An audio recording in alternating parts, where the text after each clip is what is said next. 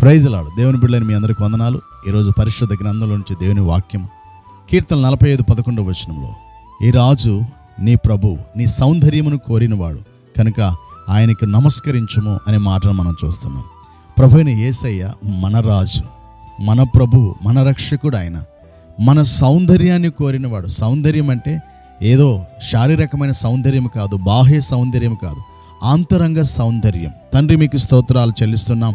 మా రాజువు నీవు, మా ప్రభుడవు నీవు, మా సౌందర్యాన్ని కోరిన ప్రభువు నీకు స్తోత్రాలు. ఈరోజు నీ బిడ్డలందరూ కూడా నీకు ఇష్టమైన వారిగా నీవు చూసినప్పుడు బహు సౌందర్యవంతులుగా జీవించుదురుగాక.